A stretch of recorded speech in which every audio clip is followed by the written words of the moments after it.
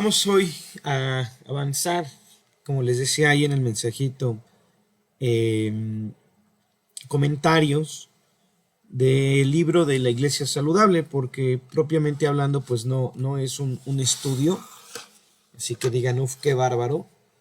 Si tienen el libro, pues pueden ir avanzando. Si no lo tienen, no se preocupen, estamos haciendo unos comentarios. Y como les he mencionado, pues este libro es una buena introducción para empezar a pensar lo que es una iglesia saludable, ¿no? Porque algunas personas pues se comienzan a congregar y piensan, ¿no? Pues me dijeron que me congregue en una iglesia de sana doctrina que tenga la Biblia como máxima autoridad. Y obviamente todas las iglesias van a decir que son saludables y que tienen la Biblia como su máxima autoridad. Eh, pero nosotros tenemos que aprender también a discernir, a saber lo que es una iglesia saludable, para que pues no caigamos en los errores. Entonces, bueno, pues si vamos a buscar características saludables de una iglesia saludable, pues estas son buenas características para ir conociendo. Les repito, como en otras ocasiones, no son las únicas marcas de una iglesia saludable, pero estas 9 nos ayudan para poder identificar, ¿no?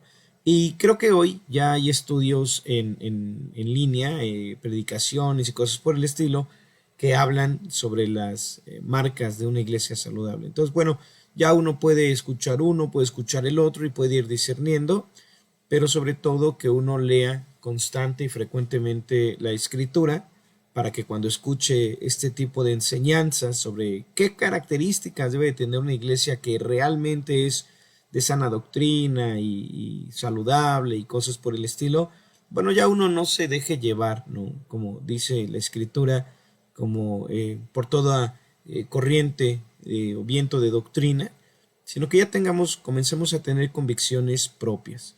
Y esas convicciones, bueno, tiene todo que ver con que nosotros tengamos discernimiento. Si no tenemos convicción, pues seremos movidos. Hoy creo esto, que esto es lo de adeveritas, y después creo lo otro, que es lo de adeveritas. Y no estamos hablando de una reforma, estamos hablando de ser fácilmente movible. Una cosa es reformarse y otra cosa es ser movido. No puedes reformar lo que no tienes como convicción. Y si no tenemos convicciones, pues finalmente no puede haber reforma. Entonces no confundamos reforma con ser llevado por todo viento de doctrina. Entonces vamos a orar, ¿vale? Vamos a orar y vamos a hablar al respecto, por favor.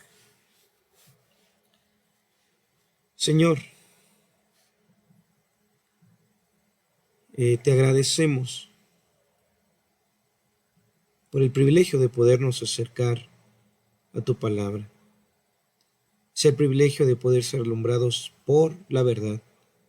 Tú eres la verdad y la verdad tiene implicaciones en nuestras vidas. No es la edad, no es la experiencia, no son las capacidades de nosotros, no son las intenciones. Eres tú, revelándonos tu verdad, dándonos entendimiento de la verdad. Se cumple realmente lo que tú dices, Señor. Conoceremos la verdad y la verdad nos hará libres. Así que, Señor, somos tan privilegiados de ser expuestos ante ella, ante ti. Padre, te agradezco por la vida de mis hermanos que se dan el tiempo de escuchar, aquellos que están presentes, aquellos que escucharán la enseñanza tiempo después. Y ruego, Señor, porque tú prosperes tu palabra, porque no te dejes sin testimonio, porque tu brazo no se acorte para salvar y aún para santificar, y porque puedas traer el ánimo, la convicción, la exhortación, la corrección a nuestras vidas, aquello que sea necesario para siempre estar avivados en nuestros corazones delante de ti y poder buscar crecer en santidad, en obediencia, en el carácter, en la virtud de Cristo mismo. Señor, pues son varias voces, varios comentarios. Es demasiada la información de este siglo, pero solo una es la verdad. Gracias, Señor, por tu Hijo Jesucristo. Por favor, límpianos y disponnos para poder hablar y escuchar respecto a las cosas de valor eterno. En nombre de tu Hijo Jesucristo, y solamente por Él oramos y te damos tantas gracias. Amén. Ok, buenísimo. Pues, bueno, estamos en la quinta de las marcas de una iglesia saludable. Primera marca de la iglesia saludable, pues implica el cómo nos van a enseñar. Recuerden que una forma es predicación expositiva, no predicación impositiva. Uno va a llegar a una iglesia y va a escuchar personas que están en el púlpito. Si es un varón, pues gloria a Dios. Si es una dama, ya de entrada, retirémonos de allí. Pero si es un varón, entonces, ¿qué nos está diciendo? ¿Nos está explicando la Biblia? ¿Nos está exponiendo la Biblia? ¿O nos está contando sus sueños, sus intenciones, sus ideales, etcétera, etcétera? El texto se debe de explicar. Segunda característica, si nos están explicando el texto, o sea, la Biblia la abren para poderla enseñar, lo segundo que tenemos que entender es lo que se conoce como teología bíblica. ¿Qué implica esto? Bueno, implica que no nos pueden hablar solamente de un versículo aquí y otro versículo allá, porque hay gente que puede abrir la Biblia para usar la Biblia a su propio beneficio. Y no, nos tienen que hablar de lo que la Biblia enseña desde Génesis a Apocalipsis. Nos deben de poder conectar lo que la Biblia dice en su totalidad como una unidad. Eso es lo que tenemos en segundo lugar. En tercer lugar, nos tienen que predicar el Evangelio. Y deben de tener en esa iglesia un conocimiento claro acerca de lo que es el Evangelio. Entonces, ¿qué es el Evangelio? El Evangelio es las buenas nuevas o las buenas noticias que Dios nos da, y eso es lo que cambia la vida de las personas. Así que ya hemos dicho que regalar pan, cafecito afuera del hospital no es hablar de las buenas noticias de Dios. Depende el problema, serán las buenas noticias. Si yo tengo una deuda y me dicen te condono la deuda, pues esas son las buenas noticias.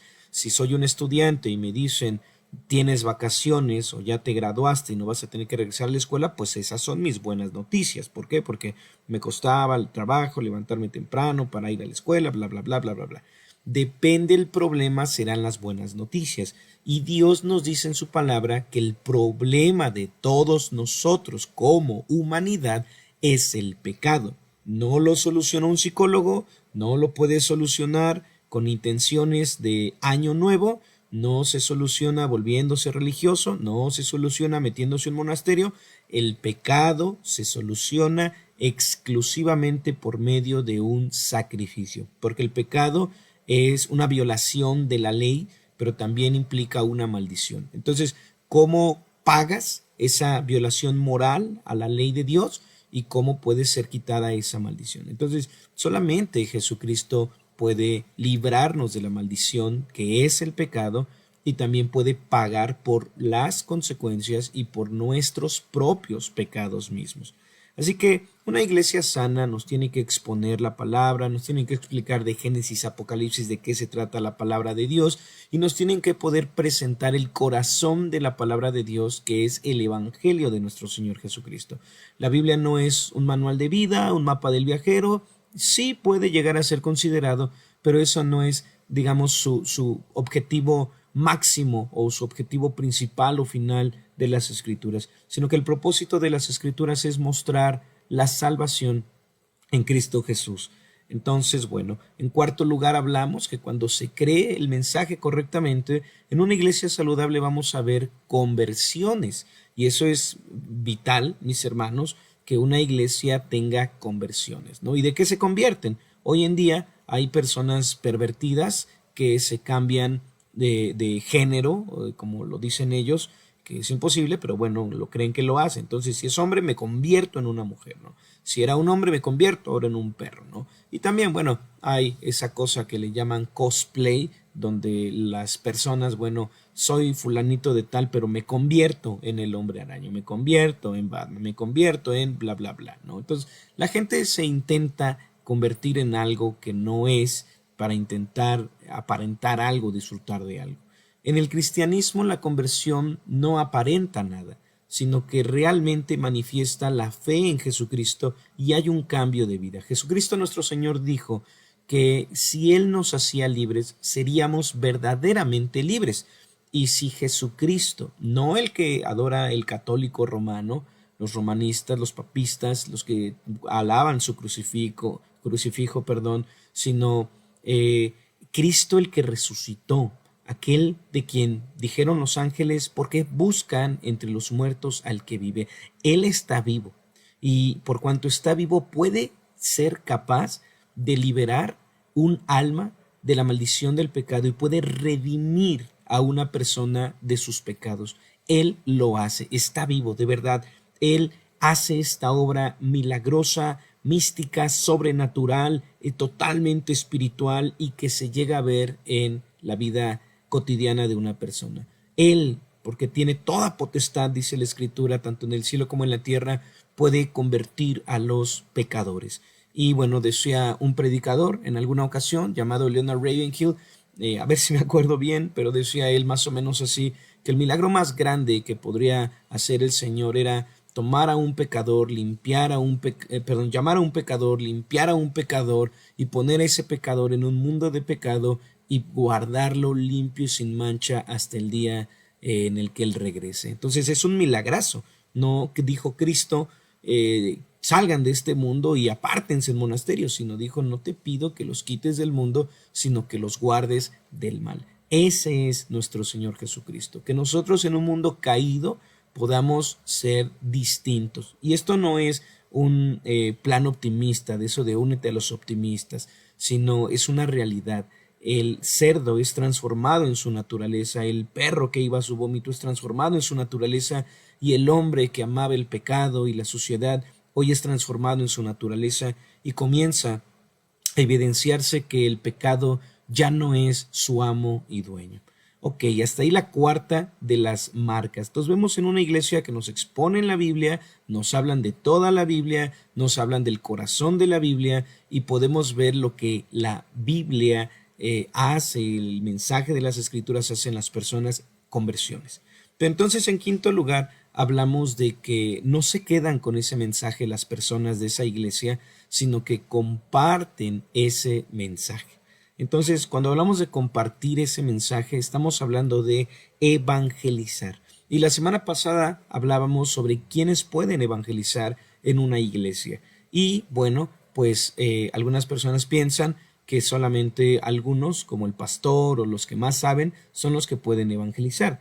Pero pensemos de esta forma. Si realmente yo estoy asistiendo a la iglesia con los motivos adecuados para ir a la iglesia, que es escuchar la palabra que me exponen, aprender esa palabra, estudiar la totalidad de la palabra y conocer el corazón de la palabra, que son las marcas que hemos mirado anteriormente, entonces yo puedo ser capacitado en ser un evangelista. ¿Y qué dijimos que era un evangelista? Un evangelista es aquella persona que desde cualquier parte de las Escrituras puede presentar a nuestro Señor Jesucristo. Así como Felipe se acercó al carro del etíope, que era un eunuco de la reina Candace en Etiopía, y le dijo, ¿entiendes lo que lees?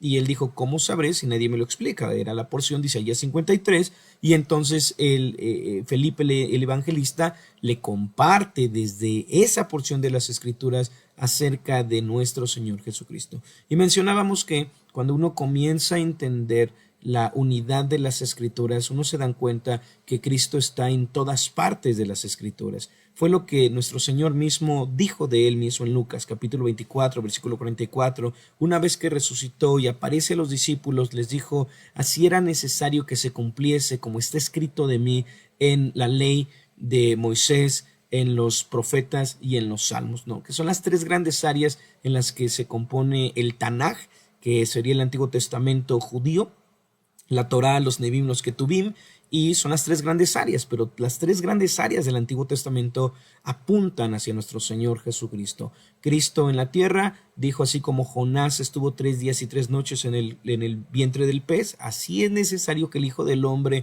esté 3 días y 3 noches en el corazón de la tierra. Entonces, la historia de Jonás no nos pretende enseñar simplemente que hay que obedecer, porque si desobedecemos Dios nos va a castigar, sino que la historia de Jonás apunta a algo mayor, que es nuestro Señor Jesucristo. De la misma manera David, de la misma que ganó, por ejemplo, una batalla de la que se beneficia todo el pueblo, de la misma manera Adán como un representante de toda la humanidad, Cristo siendo el representante, y así sucesivamente. Todas las escrituras realmente apuntan, hablan acerca de nuestro Señor Jesucristo. Así que si nosotros estamos leyendo diariamente la palabra de nuestro Señor, entendiendo el propósito de las Escrituras y orando en nuestros tiempos devocionales, Señor, muéstrame a tu Hijo, revélame a tu Hijo Jesucristo, háblame más de tu Hijo Jesucristo, bueno, pues vamos a tener más claridad. Y cuando evangelicemos a una persona, vamos a poder, como Felipe el evangelista, poder presentar desde cualquier parte de las Escrituras a nuestro Señor Jesucristo, que es, por supuesto, nuestro Salvador. Bueno, entonces, la semana pasada hablábamos de esto. ¿Quiénes pueden evangelizar? Y la respuesta es, no solo pueden, sino que todos dentro de una iglesia deberíamos de estar capacitados para poder evangelizar. Ahora, no tenemos que verlo como tengo que estudiar toda la Biblia para evangelizar, porque aquí se puede perder de vista o confundir los motivos y las intenciones de tengo que estudiar para poder evangelizar. Y no. Más bien, por cuanto estoy caminando con Cristo, puedo evangelizar porque su capacidad, mi capacidad proviene de Él. Es decir, lo que el apóstol Pablo dijo, he trabajado más que todos ellos, pero no yo, sino la gracia de Dios en mí. Y es una línea muy delgada en la que uno se pone una meta y dice, bueno, voy y lo voy a hacer, pero lo hace uno solo sin ir de la mano con nuestro Señor Jesucristo. Y eso se puede convertir en un problema, porque correr hacia adelante, dejando atrás a nuestro Salvador y decir, bueno, tengo que estudiar esto, tengo que aprender el otro para poder hacer aquello, y no confiar, no depender de nuestro Señor Jesucristo, pues puede ser fatal para la vida cristiana, porque uno puede comenzar a vivir en una inercia, puede llenarse de actividades, de compromisos, de deberes, de objetivos, de la meta de la vida cristiana, de lo que uno cree que es lo más correcto, pero pierde de vista lo que nuestro Señor reprendió a los Efesios ahí en Apocalipsis capítulo 2, cuando escribe a la iglesia en Éfeso, pero tengo contra ti que has dejado tu primer amor. Entonces, sí, uno puede estar muy activo en la obra del ministerio, pero dejar esas primeras obras, esa sencillez, ese temor, ese buscar a nuestro Señor como niños, puede ser fatal, ¿no? Y un niño, bueno, pues aprende a depender de su Padre Celestial. Así que, bueno, hoy vamos a intentar responder, mis hermanos, una pregunta más en esta quinta marca. Y la pregunta es, ¿cómo deberíamos evangelizar? ¿Cómo deberíamos evangelizar? ¿No? Y entonces, bueno, en el libro, nuestro hermano Mark Dever comienza a narrar algo que leyó en otro libro, en donde unos hermanos, al parecer, estaban pensando en cómo podrían ganar a sus vecinos para Cristo, ¿no?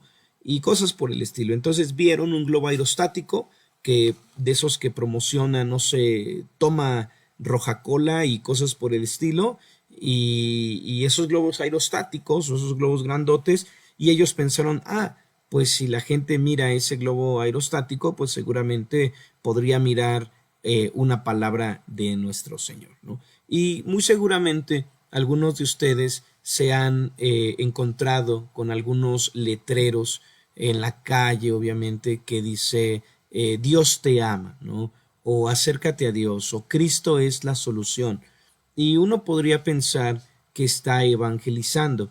Y si somos muy estrictos, el aventar, por ejemplo, folletos desde el cielo, o el aventar o regalar Biblias, supongamos que no las avientan, pero el estar regalando Biblias a las personas no es precisamente evangelizar. Recuerden que la Biblia debe de ser enseñada. Por eso nuestro Señor Jesucristo mandó a los discípulos a que discipularan a las naciones enseñándoles.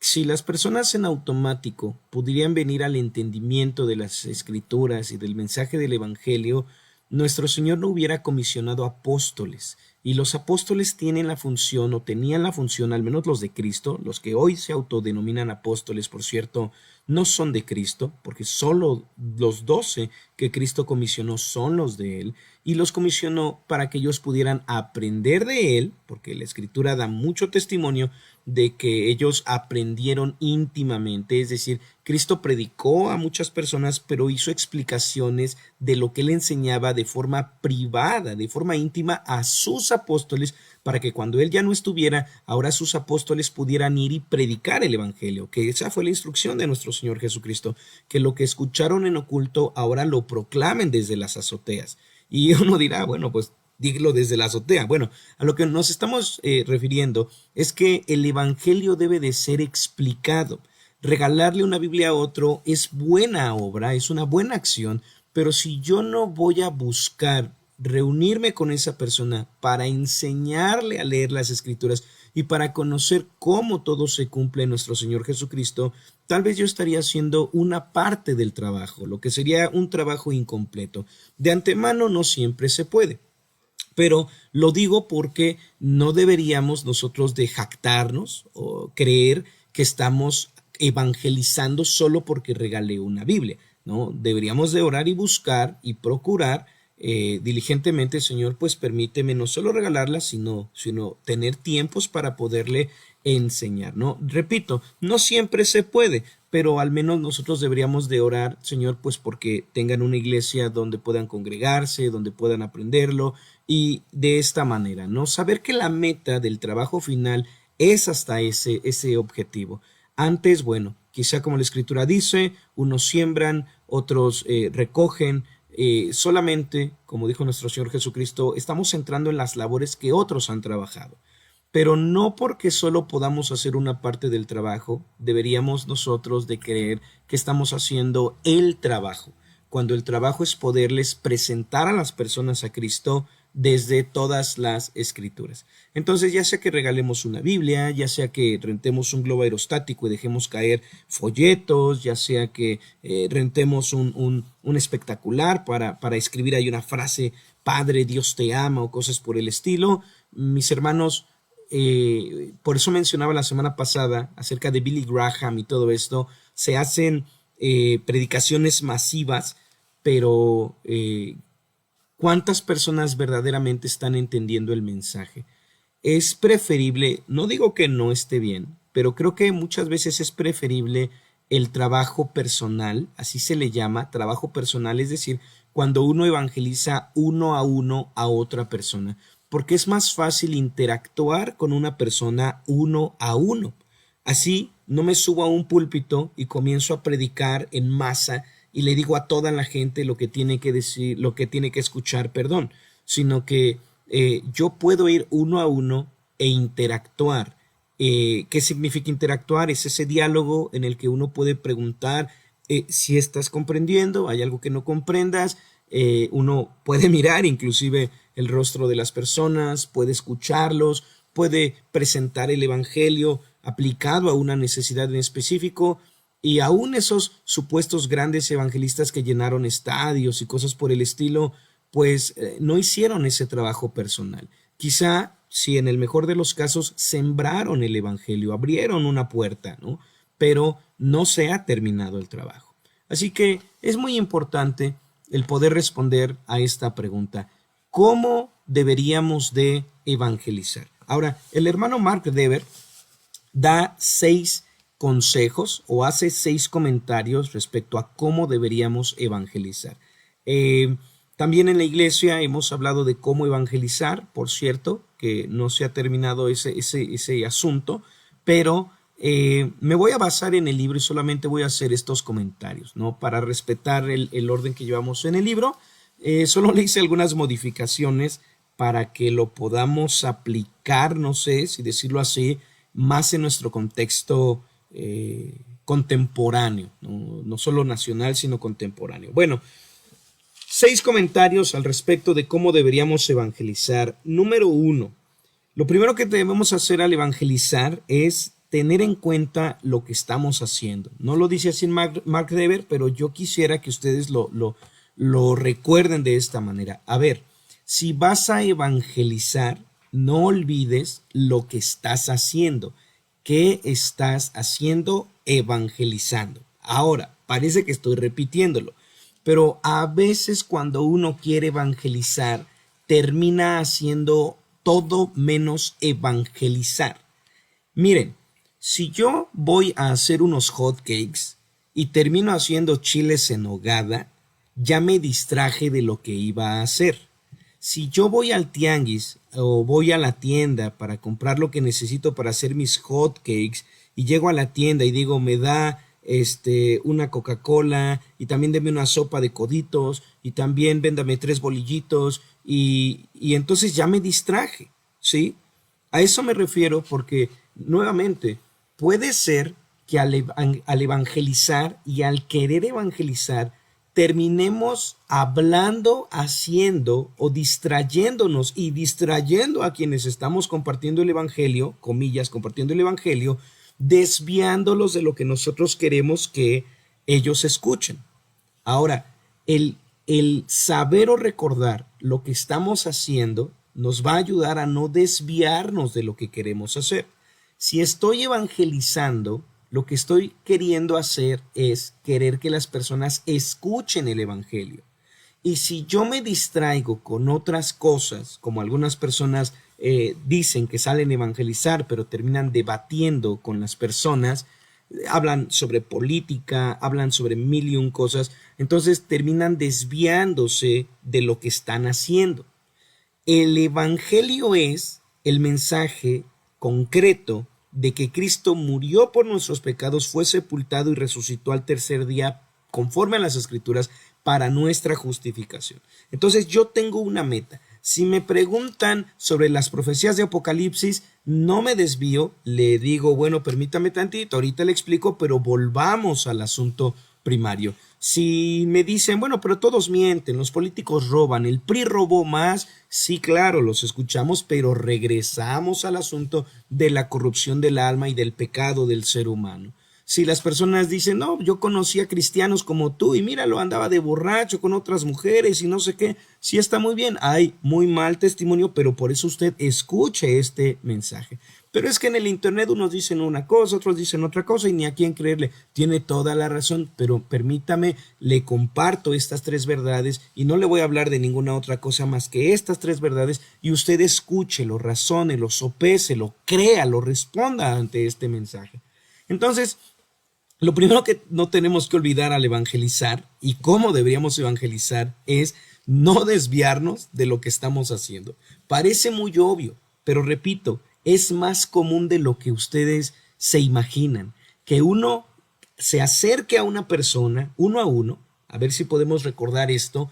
Cuando evangelicemos también le podemos llamar trabajo personal. Sé que no viene en la Biblia, me lo enseñaron en la iglesia de donde yo salí y hasta la fecha mi esposa y yo seguimos usando el mismo lenguaje. Nos acercamos a alguien y decimos, hay trabajo personal allí. ¿Qué significa trabajo personal? Que alguien necesita escuchar el evangelio de forma personal y entonces darnos el tiempo de poderle explicar el evangelio. Entonces, no necesita ahorita consejos de madre, no necesita consejos de padre, no necesita que oremos para que entre a la universidad que está pidiendo, al trabajo que está queriendo. Mucha gente va a decir, qué bueno que usted es cristiano, ore por mí para que Dios me conceda esto, me den mi auto, me den el aumento y cosas por el estilo. Todo eso va a estar muy bien y podemos como cristianos, que somos un reino de sacerdotes, interceder bíblicamente por las personas. Sin embargo, si su alma está en riesgo, si a esa persona no le ha alumbrado el evangelio, si no le ha amanecido, no deberíamos de desviarnos diciendo, oh Señor, oramos porque le dé su auto, porque tú sabes que él se cansa mucho caminando y me contó que desde niño su mami lo traía caminando y Señor que ahora no, porque ya eso fue un desvío. Nosotros lo que debemos de hacer es saber claramente que si voy a evangelizar, entonces voy a evangelizar. Si estoy evangelizando, debo de buscar no desviarme y saber cómo volver siempre la conversación a estas tres verdades: que Cristo murió por nuestros pecados conforme a las Escrituras, y que fue sepultado y que resucitó al tercer día conforme a las Escrituras, ¿no? Y esto implica que si yo voy a dar el mensaje del Evangelio, debo de esforzarme, según la gracia de Dios en mí, por dar el mensaje completo, empezando desde la pecaminosidad del hombre hasta la resurrección de nuestro Señor Jesucristo. ¿Por qué murió Cristo? Por nuestros pecados. Murió por nuestros pecados. Entonces, si yo no soy un pecador, entonces Cristo no murió por mí.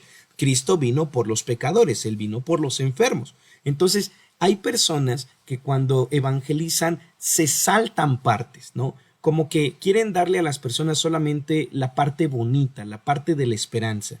Pero el mensaje del Evangelio comienza diciéndonos que Cristo murió por nuestros pecados.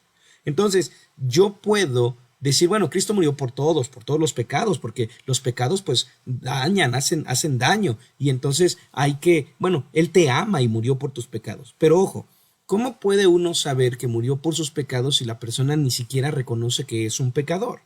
Para que las personas puedan ser salvados, se deben de identificar como pecadores. Ahora, esto no es un acto intelectual, mis hermanos. Esto no es una conciencia simplemente, porque el reconocerse pecador implica también vergüenza, una tristeza espiritual.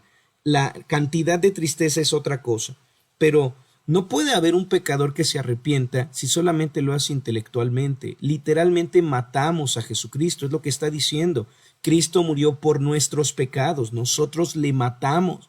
Entonces no puede ser que alguien diga, bueno, acepto que soy un pecador, y no hay un sentido del dolor, de la tristeza, de la vergüenza. Sé de antemano que hay temperamentos distintos y personalidades distintas, y no debemos esperar también que todas las personas se tiren al piso y se flagelen y supliquen y no, yo te maté. No, tampoco estamos esperando eso. Pero tampoco podemos aceptar el hecho de que una persona solamente porque intelectualmente lo acepta y dice, bueno, sí soy un pecador, pero así de indiferente, sabiendo que es el Hijo de Dios el que murió por nuestros pecados. Entonces, para no caer en esas situaciones, algunas personas que no quieren ver a alguien sentirse mal, prefieren omitir esa parte y saltarse esa parte e ir directamente. ¿Tú crees que eres pecador? Bueno, si no lo crees, yo te digo, eres pecador, pero no te preocupes, ¿no? Ni te sientas mal, ¿no? Cristo te amó y pagó por tus pecados. Entonces, hay buenas noticias. Y entonces muchas personas solamente se dedican supuestamente a dar las buenas noticias, pero las buenas noticias son para gente pecadora. Así que primero necesitamos darnos el tiempo de poder ayudarle a las personas a darse cuenta de lo que han hecho y cuál es su condición delante de Dios. Somos pecadores y les recomiendo bastante ese sermón que pueden encontrar en internet de Charles Spurgeon, que dice el monstruo arrastrado a la luz. Él predica sobre Romanos capítulo 7, 21 o 23, no recuerdo, donde dice que el pecado para mostrarse pecado, y expone formidablemente acerca de lo que es el pecado y cómo nos hemos insensibilizado ante el pecado. Y eso es muy recomendable, mis hermanos, escuchar, porque no queremos hacer sentir mal a las personas. Pero otra vez, si voy a evangelizar, necesito dar el mensaje completo. No me puedo desviar, no me puedo saltar partes. Necesito ser fiel a lo que estoy haciendo. Si yo no hablo de las malas noticias, no tienen sentido las buenas noticias. Si yo no le ayudo a las personas a darse cuenta de su condición real delante de Dios, entonces nunca van a poder venir al arrepentimiento y a la fe en Jesucristo. No van a invocar a aquel a quien no necesitan. Por eso todo esto lleva un tiempo. Nos damos el tiempo en oración de poderles presentar su condición delante de Dios. En primer lugar, entonces, es tener en cuenta qué es lo que estamos haciendo, evangelizando. Y ya sea que le quite partes, me salte partes o me distraiga y termine no presentando el mensaje completo, ya no estoy evangelizando, ¿sí? Muchas son las trabas o los obstáculos al momento de evangelizar, pero entre más lo practiquemos, más claramente podremos volver al punto. Y nadie se desanime, por favor, mis hermanos, porque esto es una práctica, ¿vale? Así que número 2, ¿no? Número 2. Bueno, perdón, del número 1 me gustó, subrayé esta parte del libro que dice: el retener partes importantes y desagradables de la verdad es manipulación. Entonces, no estamos manipulando a la gente para que llore y se duela, porque la gente dice: no uses técnicas psicológicas de miedo para manipular a la gente. No, solo estoy hablando lo que la Biblia dice. Pero lo que sí sería manipulación es quitar partes del mensaje. Entonces, manipular no es cuando yo les hablo la verdad completa. Manipular es cuando no les doy la verdad completa. Eso realmente sería manipulación. Número 2, ahora sí. Decir a la gente con urgencia que si se arrepienten serán salvos, pero deben decidirse ahora. Hay un libro que les recomiendo mucho conseguir, creo que ya no lo están imprimiendo, pero tal vez en internet lo encuentren, que se llama Médicos de Almas. Lo escribió el hermano Peter Masters, es pastor en el Tabernáculo Metropolitano en Londres, y él tiene una crítica con dar un mensaje incompleto o hacer un evangelismo incompleto. ¿Por qué? Porque podemos presentarle a las personas su condición de pecador y dejarlo hasta ahí, ¿no? Lo que es el hipercalvinismo ni siquiera evangeliza, pero también como calvinistas muchos pueden hacer un trabajo incompleto, diciéndole a la gente: tú eres un pecador, mira, estás mal, eres una basura, eres un cero a la izquierda, eres indigno de Dios, y esas palabras que a veces escuchamos pueden ser correctas en su debido contexto. Sin embargo, si eso es todo lo que le decimos a las personas y les decimos después: bueno, ojalá Dios te quiera salvar, porque ya después de que te dije todo lo malo que eres, pues tú no puedes venir a Él, ¿no? Si Dios no te escoge, entonces no puedes ser salvo. Y ese tipo de prácticas equivocadas no es lo que debemos de tener en mente cuando evangelizamos, ¿no?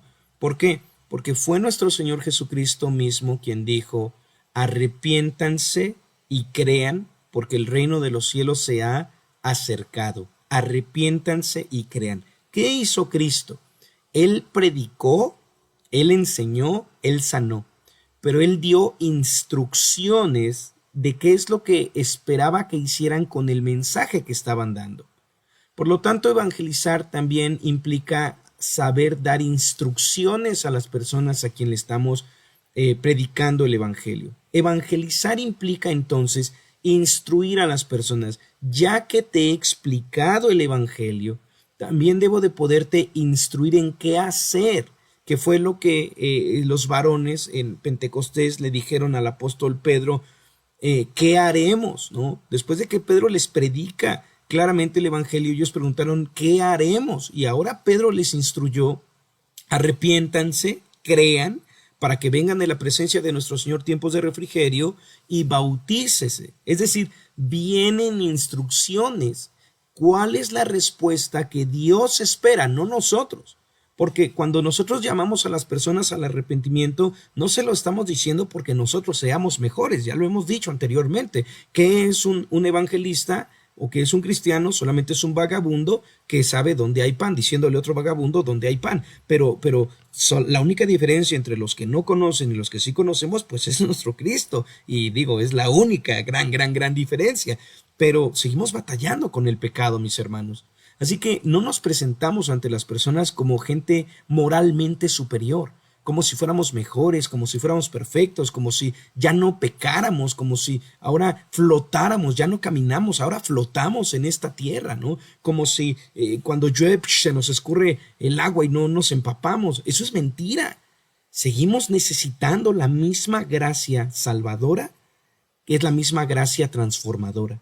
Y seguimos arrepintiéndonos diariamente y seguimos cultivando nuestra fe en nuestro Señor Jesucristo. Comenzamos hace algunos años atrás, pero hoy seguimos creciendo en esos dos piecitos, que es el arrepentimiento y la fe, esos dos gemelitos. Así que cuando nosotros predicamos el evangelio a otras personas, lo que debemos de hacer es poder instruir a las personas, no dejarlos en asombro, ¿no? En expectativa, chacán, ¿ahora qué va a pasar? No sé si Dios me va a aceptar. Claro que sí, porque si has creído genuinamente, que es lo que Felipe le dijo al eunuco: si crees de todo tu corazón, si realmente hay una asimilación del mensaje, pues entonces responde de esta manera. ¿Cómo? Con arrepentimiento y fe en nuestro Señor Jesucristo. Eso es lo que debemos de poder hacer. Debemos de poder instruir a las personas, no dejarlos a medias, no mochos, sino que debemos de poder predicar desde su condición de pecadores, presentarles las buenas noticias de Cristo Jesús y saber que ellos pueden ser crucificados, si ya fueron crucificados en Cristo en el pasado, ser sepultados y tener una vida nueva por el poder de Dios en esta tierra. Entonces, ¿cómo recibir eso? ¿No? ¿Cómo beneficiarse de estas cosas? Arrepintiéndose y creyendo. Eso es todo lo que debemos de hacer. Eso es parte de un buen evangelismo. Y eso nos lleva a un tercer punto, mis hermanos, ¿no? Perdón, nuevamente, me regreso al punto 2, porque algunas personas, y yo me incluyo en ocasiones, podemos decir, bueno, poco a poquito estoy evangelizando a esta persona. Y no hago o no busco hacer un trabajo completo. Pienso, a la siguiente ya le voy a decir ahora sí que debe de arrepentirse. A la siguiente ya le voy a decir que crea. A la siguiente, ahorita lo voy a dejar en suspenso para que se dore esta semana y a la siguiente semana voy a predicarle de a de veras, ¿no? Hubo un hombre llamado Richard Baxter que así predicó en algunas ocasiones. Predicaba largas horas en el día del Señor, pero no les daba la instrucción hasta el siguiente domingo, ¿no? Que también Wesley y Moody lo hicieron así, que son personajes de evangelismo. Perdón, no fue Baxter, fue Wesley y fue Moody quienes tenían esa práctica de poder predicar un día sobre una cosa y decirles, bueno, hasta la siguiente les voy a decir, ya que estén más preparados. Pero realmente, o muchas veces esto solo refleja cobardía de nosotros, de nuestra parte, y tenemos que reconocerla, mis hermanos, porque a veces no queremos decir el mensaje completo por temor a la reprensión, a la persecución, a la tribulación, etc. Pero confiamos en que habrá una segunda ocasión. Dice Mark Dever, confía en el Señor para que le use en estas situaciones en lugar de buscar siempre nuevas situaciones. Y esta frase, si la estamos entendiendo, creo que es muy, muy buena.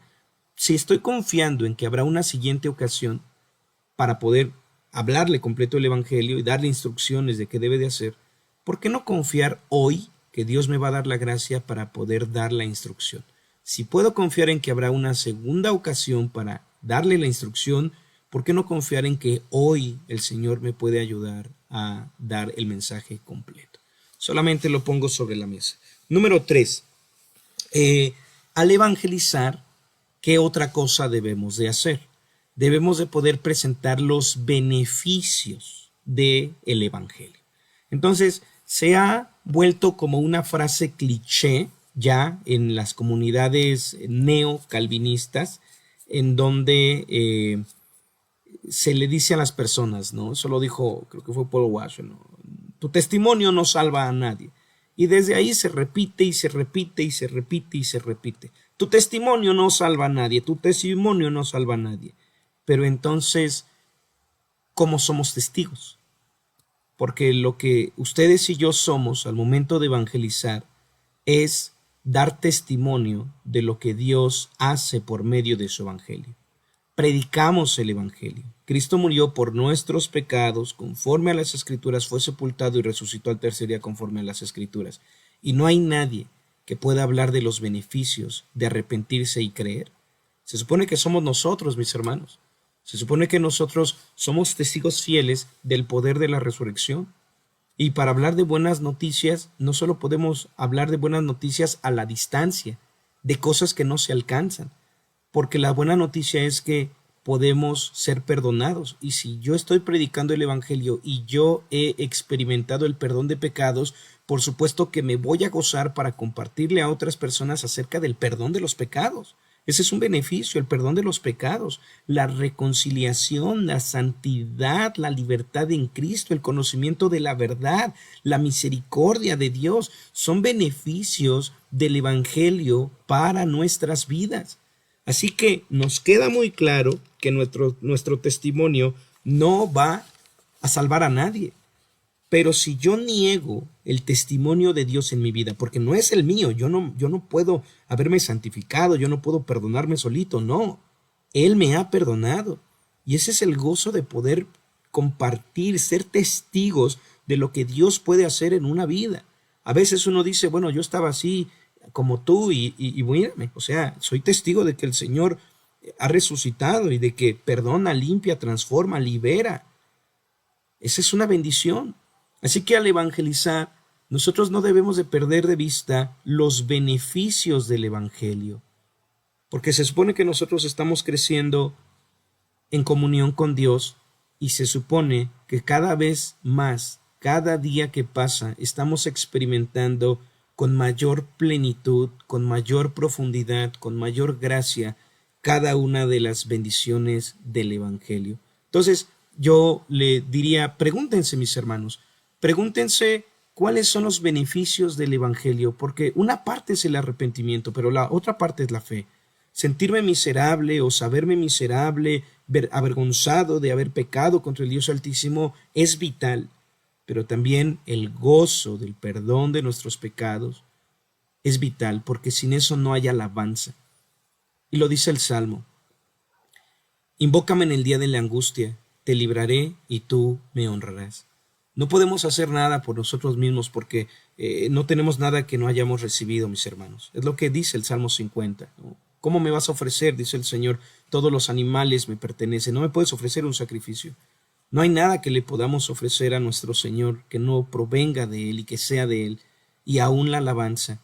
Pero en esto nuestro Señor obra en nuestros corazones para que le alabemos. Por eso Cristo dijo que Él venía a buscar verdaderos adoradores que adoraran al Padre en espíritu y en verdad de corazón. Por eso la profecía de Jeremías 31, que pondría su ley en nuestra mente y la escribiría en nuestros corazones. Esa es la realidad, ese es el gozo, de que es una realidad espiritual. Estamos unidos místicamente con Cristo, somos uno con Él, le conocemos, caminamos, vemos aplicado a nuestra vida las riquezas de gloria en Cristo Jesús. Somos libres, son bendiciones. ¿Qué bendiciones puedes compartir acerca del Evangelio? Número 4. Algo que también tenemos que hacer al momento de compartir el Evangelio es confiar en la Biblia. Esto es una prueba para nosotros, porque cuando evangelizamos podríamos confiar más en nuestros argumentos, nuestras formas de querer presentar el Evangelio. Entonces, hay personas que les gusta tomar cursos de evangelismo para saber qué responder. Si me dicen esto, les contesto aquello. Y son respuestas prefabricadas. Ahora, no digo que esté mal conocerlas, porque nos puede dar un cierto entendimiento de algunas cosas, pero no se trata de ganar debates. Evangelizar no es ganar debates. Evangelizar tampoco es dejar calladas a las personas o demostrarles que sus creencias están defectuosas y dejarlos humillados. Eso no es evangelizar. Evangelizar significa el poder dar la palabra de Dios, porque son las buenas noticias de Dios para con los perdidos, y sus ovejas oirán su voz y responderán. Entonces, a veces es difícil cuando queremos evangelizar a otros y hay personas que están heridas y se comienzan a endurecer porque otros cristianos o pseudo cristianos han hecho un mal trabajo de evangelismo y en lugar de presentar el evangelio se dedicaron a humillarlos, a burlarse de sus creencias. De antemano sabemos que una persona que no tiene al Salvador está ciego, así que ciego, todo tipo de creencias que llegue a obtener van a estar equivocadas, y nosotros no tenemos por qué humillarles ni burlarnos de ellos, están ciegos. Ahí es donde viene nuestra compasión, la compasión de Cristo, que los veía como ovejas que no tienen pastor, están ciegos, no hay quien les enseñe, y por eso nos mandó orar para que el Señor enviara obreros a su mies, obreros que tracen bien la palabra, que confíen en la palabra, que sean fieles a la palabra, que retengan la forma de las sanas palabras. Así que cuando nosotros evangelizamos, no debemos de confiar en nuestras capacidades, en nuestra experiencia. Es bien importante el poder escuchar a las personas a quienes estamos evangelizando. Es crucial escuchar a las personas que estamos evangelizando. No seamos como los testigos de Jehová, que llegan, te tocan la puerta, te quitan 30 minutos y ya que ahora tú les quieres decir, dicen, ya me tengo que ir, ya me tengo que ir. No, si tú vas a evangelizar a alguien es porque tienes tiempo para escuchar a una persona. Y son dos preguntas básicas las que podemos utilizar para ir directo al grano cuando le voy a compartir a una persona el evangelio. Y la pregunta es, número 1, ¿qué piensa usted que va a pasar después de la muerte? Ya directo al grano. No nos metemos en ¿cree usted en Dios? No. ¿Qué cree usted que va a pasar el día que muera usted mismo? Porque es una realidad que le va a suceder. Si la gente se queda callada, pues ayúdale. Mire, algunas personas creen que hay reencarnación, otras personas creen que se va a apagar, otras personas creen que se va a volver uno con la energía suprema, otras personas creen que se van al purgatorio, otras personas creen que se van al cielo, otros que se van al nirvana, otros que se van al infierno, otros que, etcétera. Hay un montón de creencias, mis hermanos, a lo que una gente puede llegar como conclusión de qué le va a pasar el día que muera. Y nadie somos tontos para no pensar en eso. De una o de otra manera, todos en esta tierra, desde chiquitos hasta grandes, largo o corto el pensamiento, hemos podido pensar en qué nos va a pasar el día que muramos. Y entonces nosotros sabemos qué es lo que le va a pasar a las personas. Hebreos 9:27 está establecido para los hombres que mueran una sola vez y después de esto el juicio. Pero tenemos que aprender a escucharles. Y mientras les escuchamos, la palabra tiene una respuesta para su creencia. Por eso no es humillarles, sino es ayudarles a pensar bíblicamente. Bueno, si usted cree que nos apagamos el día que muramos, entonces, ¿qué piensa de la justicia? Que es la segunda pregunta, ¿no? ¿Qué piensa usted de la justicia? Entonces, si al morir ya no hay nada más y ya esto se acabó, entonces, ¿por qué no nos la pasamos robando a la gente? ¿Por qué no nos acostamos con todas las mujeres que podamos y por qué no matamos a los que nos caen mal? ¿Por qué hay algo que nos detiene, una moralidad, una conciencia que nos impide hacer lo malo? La respuesta es porque fuimos creados a la imagen y semejanza de Dios. Tenemos un creador y al morir vamos a volver con nuestro creador y vamos a rendir cuentas por haber vivido la forma en la que vivimos delante de nuestro creador. Pero abrimos las escrituras de ser posible, o quizá no decimos la cita, ¿no? Romanos 6:23 dice esto y Juan 3:16 dice el otro. Está bien dar la cita, pero lo que tenemos que ayudar a las personas es razonar las escrituras, ver cómo la escritura se aplica a sus propias vidas, para que las personas puedan poder discernir lo que ellos necesitan. Porque dice la escritura claramente que el mandamiento es lámpara y la enseñanza es luz. Se prende ¡puc! La luz. Tú tienes el foco. La Biblia está ahí, contiene la verdad de Dios, es la verdad misma de Dios. Pero entonces hay que ¡puc! Prenderla. Por eso a nuestro Señor le ha placido salvar por la locura de la predicación, explicarle a las personas, darnos el tiempo, pero basado en las Escrituras, no nuestros razonamientos, no nuestras intenciones, no nuestras creencias, sino el texto. Mandamos de frente el texto, razonamos el texto, desdoblamos el texto, desmenuzamos el texto, conectamos el texto. Siempre es el texto lo que tiene que ir de frente, porque son las verdades absolutas, porque la escritura es la escritura. Número 5, casi terminamos. La iglesia, mis hermanos. ¿Cómo debemos de evangelizar? Bueno, pues siendo miembros activos de una iglesia local. Ahora voy a resumir todo esto de la membresía activa en una iglesia local en 5 palabras. La primera es amar, la segunda es cuidar, la tercera es orar, la cuarta es honrar y la quinta es someterse. 5 palabritas: amar, cuidar, orar, honrar y someterse. Por causa del tiempo no me voy a detener en esto, pero estas 5 palabras son sacados de 5 versículos de las Escrituras, donde el mandato es amarse unos a otros, cuidarse unos a otros, orar unos por otros, hónrense los unos a los otros, sométanse los unos a los otros. No podemos evangelizar mientras no estemos reflejando el evangelio. Entonces podemos tener los mejores argumentos, ganar debates, como la gente se emociona porque dejó callada a otra persona, pero nuestras iglesias ser congeladores, ser fríos, ser indiferentes. La vida cristiana no se trata de intelectualismo universitario, conferencista. La vida cristiana es vida. Cristo es lo que dijo: yo he venido para que tengan vida y la tengan en abundancia. Amar es vivir. Orar es el respirar de una persona que está viviendo. El ver por las necesidades del otro, eso es vivir, mis hermanos. El honrar a otros es vivir. El darle su lugar y dignidad a cada uno, eso es vivir. Eso no se encuentra en este mundo. El someterse, el estar gozoso de ser dirigido, de ser enseñado, esa es la libertad que Cristo nos da. Esas cosas son el resultado del evangelio y la gente hoy en día está muy, muy difícil de encontrar ejemplos reales de qué es lo que el Evangelio de nuestro Señor Jesucristo puede hacer. Y en teoría, las iglesias estamos llamadas a ser el reflejo vivo, la manifestación viva, práctica, real, palpable de lo que su Evangelio puede hacer. Cambia una comunidad, y esa comunidad es la iglesia, porque es el cuerpo de nuestro Señor Jesucristo. Entonces, la iglesia es una parte vital para predicar correctamente el Evangelio. Porque repito, en el trabajo pues no te van a decir honra, sométete, ama, ¿no? En el mundo siempre hay una persecución, una presunción, una competencia, una humillación. En la familia, si la familia no es creyente, nacida de nuevo, pues siempre van a haber divisiones, dijo nuestro Señor. Estarán 5 en un hogar y 2 contra 3, 3 contra 2.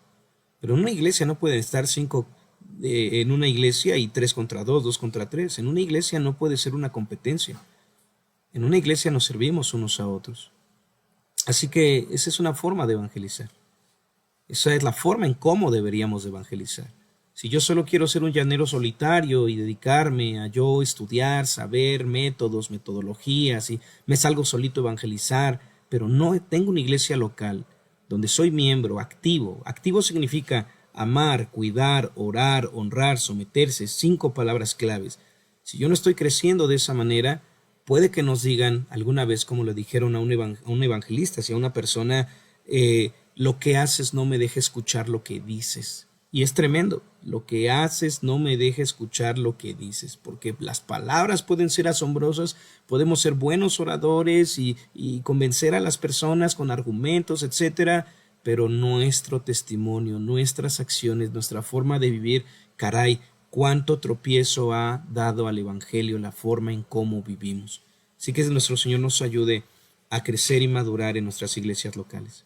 Y por último, mis hermanos, un sexto comentario al cómo deberíamos de evangelizar, pues deberíamos de evangelizar en oración. Básicamente es no confiar en nosotros, sino en que es el Espíritu de Dios quien hace la obra y nosotros solo confiamos en lo que Él va a hacer y puede hacer a través de nosotros si le place. Pero lo que queremos es que Él sea dado a conocer y que Él sea glorificado. En eso consiste, mis hermanos, en eso consiste el orar. Nosotros no nos pasamos más tiempo estudiando para ganar argumentos, sino amando al Señor, leyendo las Escrituras, encontrándonos con Cristo, buscando practicarlo en nuestras familias, en nuestras iglesias, pidiendo al Señor que nos abra grande puerta para poder predicar su Evangelio. Y entonces, cuando el Señor nos abre puerta, cuando la abrimos, cuando queremos que una persona se convierta, pues entonces le pedimos al Señor que nos ayude a hacer un trabajo completo, de principio a fin, desde la convicción de pecado hasta las instrucciones. Eso es lo que nosotros anhelamos, gozándonos, testificando de sus bondades y confiando en la palabra. Así que esos serían 6 consejos que podríamos recibir sobre cómo evangelizar. 6 consejos sobre cómo evangelizar, le podríamos llamar a la clase de hoy. Bueno, pues mis amados hermanos, nos despedimos y nos miramos hasta la próxima. Un abrazo. Bye bye.